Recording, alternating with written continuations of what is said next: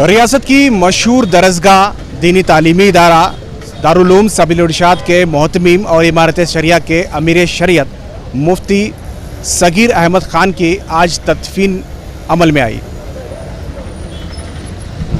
नम आँखों के साथ उन्हें सुपुर्द खाक किया गया। मुफ्ती सगीर अहमद एक सादा मिजाज शख्सियत थे जिनके चाहने वाले बड़ी तादाद में थे।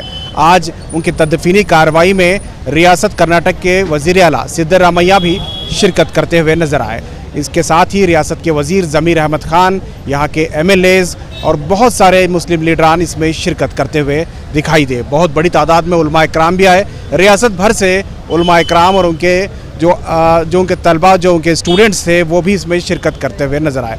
बड़ी तादाद में लोगों ने जनाजे की नमाज़ अदा की और उन्हें सरकारी एजाज़ के साथ तदफीन किया गया, यानी कि गार्ड ऑफ ऑनर सरकारी, यहाँ की रियासत की सरकार ने उन्हें गार्ड ऑफ ऑनर से नवाजा।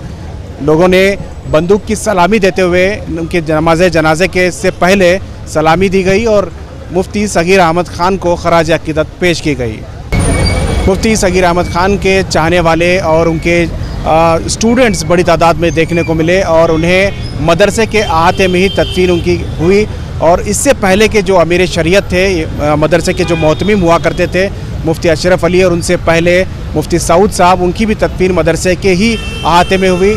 इसी वजह से मुफ्ती सगीर अहमद साहब की तदफीन भी मदरसे के ही अहाते में हुई है। मुफ्ती सगीर अहमद के दो ओहदे थे, एक वो इस बड़े इदारे के मोहतमीम थे, दूसरे वो इमारत शरिया के अमीर शरीयत कर्नाटक थे, जिसकी वजह से इन दो ओहदों की जगह को पुर करना अब ज़रा मुश्किल काम है, क्योंकि इतनी बड़ी शख्सियत जाने के बाद नए इस लोगों को उसमें चुनाव करना अपने आप में एक बड़ा काम होगा। देखना होगा कि आने वाले दिनों में किस तरह से ये पूरा मामला पेश होता है। उनके फर्जंदगान और उनके चाहने वालों ने, तमाम लोगों ने उन्हें नम आँखों के साथ अलविदा कह दिया है।